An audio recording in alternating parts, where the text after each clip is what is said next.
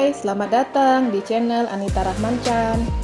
Dukung channelku ya, dengan cara subscribe, like, comment, and share sebanyak-banyaknya ya. Satu lagi, bunyikan loncengnya agar kalian dapat update terbaru dari novelku. Terima kasih.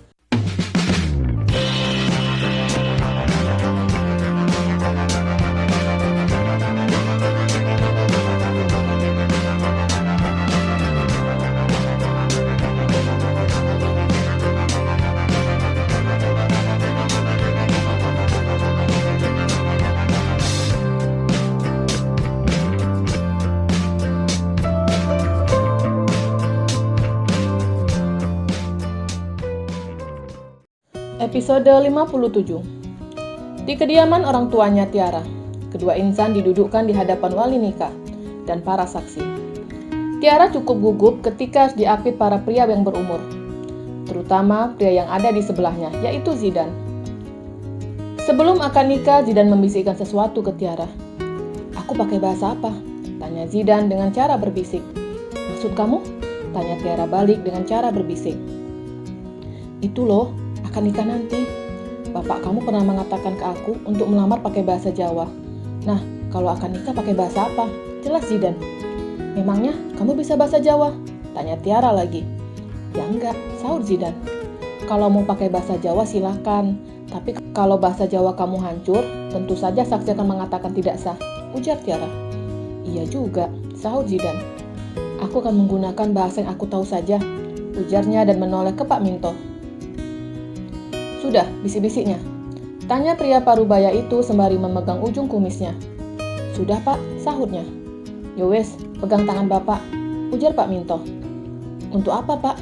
tanya Zidan bego. "Kita mau menyeberang," sahut Pak Minto asal.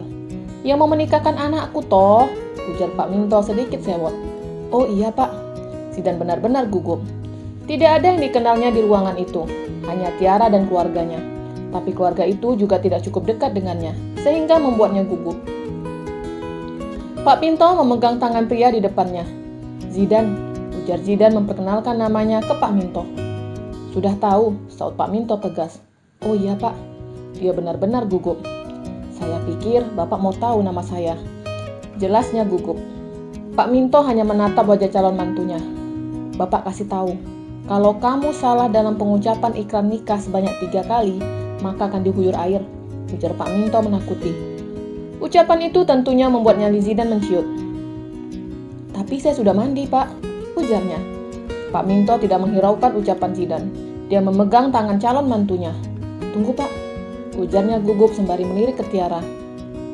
"Tenangkan diri kamu," bisik Tiara. "Kalau aku salah, aku akan diguyur," ujarnya. "Makanya jangan salah," sahut Tiara. "Iya juga," gumamnya. "Kenapa semua hafalan yang ada di kepalaku bisa hilang begitu saja?" gerutunya. Zidan menatap wajah Pak Minto yang mulai menegang menurutnya. "Pak, boleh saya lihat contekan?" tanyanya. "Seharusnya kamu sudah menghafal itu semua. Bapak beri kamu kesempatan untuk membaca ikrar akad nikah." Zidan langsung mengeluarkan kertas yang ada di sakunya, membaca dan menghafalkan. "Ingat, harus satu napas," Pak Minto mengingatkan lagi. "Iya Pak." Zidan menghafal dengan mulut komat kamit. "Waktunya cukup," ujar Pak Minto. Pria parubaya itu mengulurkan tangannya ke hadapan Zidan dan memegang erat tangan calon mantunya. Pak Minto mulai menikahkan anaknya, dan Zidan dapat menjawab dengan satu napas dan saksi langsung mengatakan sah. Dia lega karena tidak diguyur air, dan senang karena telah resmi menikah dengan Tiara. Acara akad nikah telah selesai. Mereka akan mengadakan resepsi besoknya. "Itu tadi bisa," ujar Tiara. "Tiba-tiba tadi aku gugup sampai lupa semua yang telah aku hafal," sahut Zidan. Ibu Tiara menunjukkan kamar anaknya yang telah dirias ke Zidan. "Kamu dan Tiara sudah sah," ujar wanita parubaya itu sembari berlalu meninggalkan kamar anaknya. "Apa-apaan sih ibu ini?" gerutu Tiara. "Maksud ibu kamu memperjelas kalau kita sudah bisa melakukan hubungan suami istri," ujar Zidan. "Apa?" teriak Tiara. "Aku mohon jangan tusuk aku." Tiara takut dan membayangkan rasa sakit yang akan dirasakannya. Dan itu diketahuinya dari teman sejawatnya yang telah menikah. "Siapa yang mau menusuk kamu?" tanya Zidan.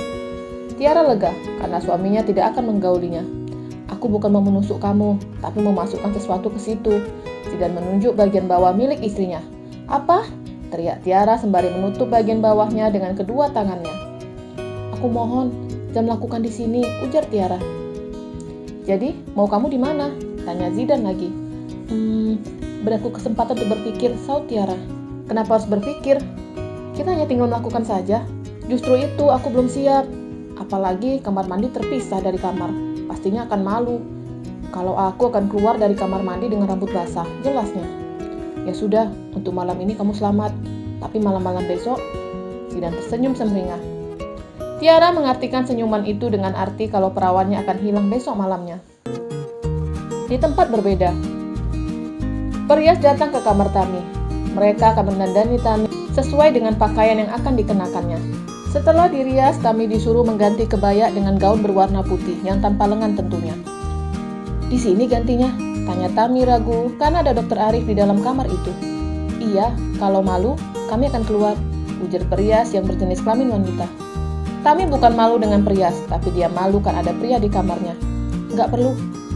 Tami tidak ingin Perias itu keluar dan tentunya akan meninggalkannya bersama Dokter Arif. Tami menghampiri suaminya yang terlihat sedang sibuk dengan ponselnya. Dok, bisa berbalik sebentar, bisik Tami.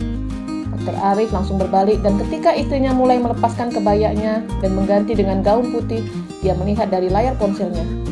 Dokter Arif menelan salivanya ketika melihat bentuk tubuh istrinya. Walaupun istrinya memakai celana pendek, tapi tetap menggiurkan. Tiba giliran Dokter Arif harus mengganti pakaiannya dengan setelan jas berwarna hitam. Tapi kali ini Perias harus keluar dari kamar. Hanya Tami yang berada di kamar itu. Untuk keluar kamar sangat sulit baginya. Karena gaun itu sangat berat dan terlalu lebar. Dan butuh beberapa orang untuk membantu mengangkat gaun itu. Tami menutup matanya ketika suaminya mengganti pakaian nikah dengan setelan jas berwarna hitam. Setelah selesai, mereka berjalan ke pelaminan. Dokter Arif menggenggam tangan istrinya untuk yang kedua kalinya. Yang pertama pada akad nikah dan sekarang pada saat menuju pelaminan. Tamu undangan telah memadati tempat resepsi. Tami dan Dokter Arif menjadi ratu dan raja untuk sehari semalam. Kamu sangat cantik, bisik Dokter Arif. Mendapatkan pujian seperti itu, Tami tersipu malu. Acara resepsi selesai jam 8 malam. Hanya berdiri, duduk, dan berdiri lagi membuat pasangan pengantin kelelahan. Selesai acara, Tami dan Dokter Arif kembali ke kamar mereka. Begitupun dengan Dimas dan Tanisa kembali ke kamar setelah resepsi. Berbeda dengan pria lain yang akan senang ketika akan melakukan hubungan badan. Dimas sedikit agak takut ketika harus kembali ke kamar. Istrinya benar-benar membuatnya KO. Seperti biasa, Tanisa membersihkan riasan yang ada di wajahnya. Dimas masuk ke kamar mandi dan tidak berapa lama dia kembali ke tempat tidur. Malam ini libur, ujar Dimas sembari menutup matanya. Apa? Libur? Tanya Tanisa sembari membalikkan badannya ke suaminya, yang mana sebelumnya dia menatap cermin. Aku capek Tanisa, ujar Dimas. Aku juga capek, tapi aku tetap memberikan pelayanan untuk kamu, sahutnya. Jujur, aku bingung dengan pernikahan kita. Dimas membuka matanya. Kalau hanya untuk hubungan badan, kenapa kita harus menikah? Tanyanya. Tanisa memindahkan badannya ke tempat tidur, duduk di sebelah suaminya. Dari awal, aku tidak setuju dengan pernikahan ini, sahut Tanisa. Tapi semua ini awal dari kamu, sahut Dimas. Jadi sekarang, kamu mempermasalahkan hanya karena nafsuku yang besar, seru Tanisa marah. Bukan seperti itu. Aku tidak mempermasalahkan itu, hanya saja aku tidak suka dengan perkataan kamu tentang jangan ada cinta di antara kita, ujar Dimas pelan. Tanisa diam.